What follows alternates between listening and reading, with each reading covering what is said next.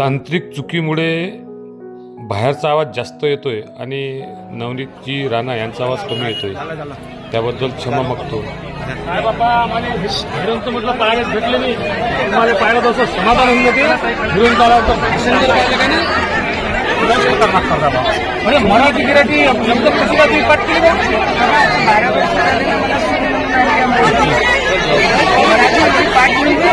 माझ्यासोबत राहणारे सगळं खूप फरक आहे. स्टार प्रचारक आहे, स्टार प्रचारात असल्यावर येतो कसं मग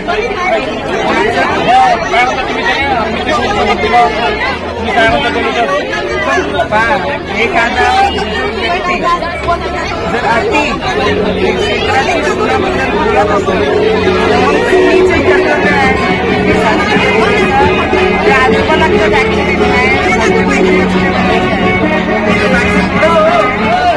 या मतदारसंघामध्ये फारशी चालणार नाही. बरं, लोक खासदारकीला निवडून आल्यानंतर एवढा मतदारसंघ फिरत नाही. तुम्ही मेळघाटात कार्यक्रमाला हजर असतात, हे ऊर्जा कुठून येते तुम्हाला?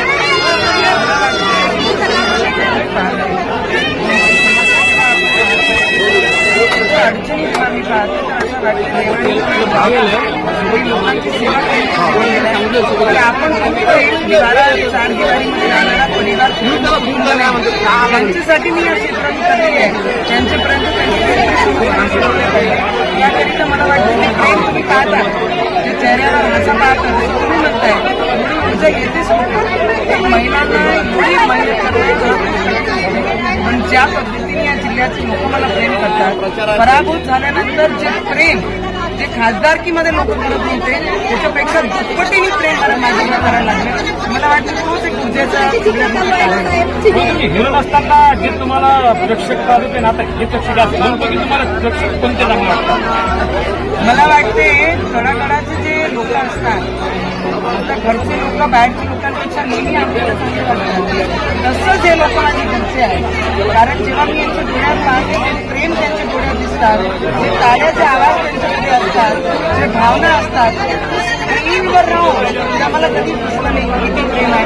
हे प्रेम मला वाटतं सगळ्यात महत्वाचं. जनतेच्या लोकांना असं म्हणायचं आहे, लोक बोलतात की नवनीत राणा पडले म्हणून 4-5 सामने विजय केले, त्याने ते घरात केले सोडलं, यावर काय? मला कोणालाही बाळाचं मामाचं राजकारण आणि तसे आणि खूप सरळ आणि माझी कोणाला पाडण्यासाठी आहे. पण दर्यापूर मतदारसंघामध्ये हा एक स्वच्छ चरित्राचा व्यक्ती आणि एक चांगला व्यक्ती जे शिकलेला आहे, जे आमदार म्हणून या मतदारसंघामध्ये राहिलेला आहे, त्या व्यक्तीला आम्ही याच्यासाठी सुरुवात केली. मी तर भारतीय जनता पार्टीची आहे आणि रवीजींनी ज्या व्यक्तीला उभा केला आहे. बाबा हे तुम्ही भारतीय जनता पक्षाने गुलाम सांगता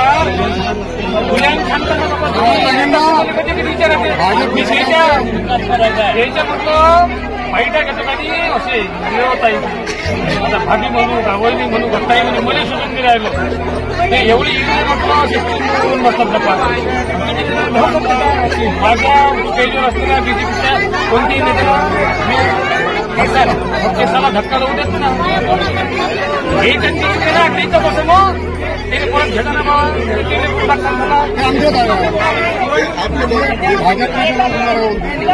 जनता पार्टीच्या पदाधिकारी माझा परिवार आहे आणि परिवारामध्ये आज काही लोकांना समजलं नाही काय बरेचसे 10-15 लोक तिथे आहे, पण मेजॉरिटी 75% हे आमच्या भूमिकेसाठी काम करतात आणि त्यांनाही आम्ही सोबत घेऊ, त्याच्यात काही शंका नाही. आज तुम्ही पाठवलं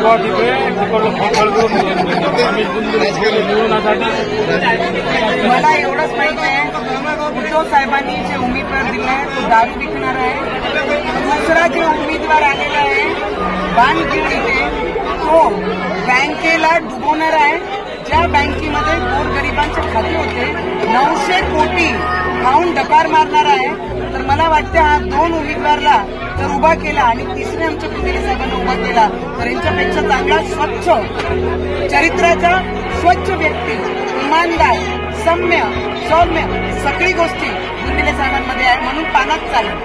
ते तर म्हणतात बा त्याचं लायसन आहे दारूचं हळवत नाही म्हणते द्यायचं गुंडे साहेबाचं म्हणते आरमान बार आहे त्यांनी विचारलं नाही आता काय लोक दोषाचे म्हणतात तो नाही म्हणते तिच्यावर 12 लाख लायसन आहे म्हणते.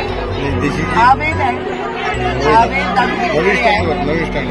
आणि मला जास्त माहीत नसतात या सगळी गोष्टी पण जेव्हा मी बिझनेस सुरू केला बायांना लोकना सुरू केला बायांनी मला स्वतः म्हटलं की ताई आम्ही दारू विकणारे माणसाला मत नाही केलं. उद्धव साहेबांना धंदे चालू करते उद्धव साहेबांना म्हटलं पहिल्यांदाच त्यांनी तर मुख्यमंत्री असताना सगळ्यात चोट आणि महिलांना हट करणारा निर्णय घेतला होता उद्धव साहेबांनी की प्रत्येक किराण्याच्या दुकानात हा वाईन दिला. आम्ही पार्लमेंटमध्ये त्याचा विरोध केला होता आणि तेव्हा कुठे जाऊन ते किराण्याच्या दुकानामध्ये दारू नाही आल्या. नाही तर उद्धव साहेब जर अजून 2 वर्ष मुख्यमंत्री राहिले असते तर प्रत्येक गल्लीमध्ये किराण्याच्या दुकानात दारू भेटली. नवनीतची राणा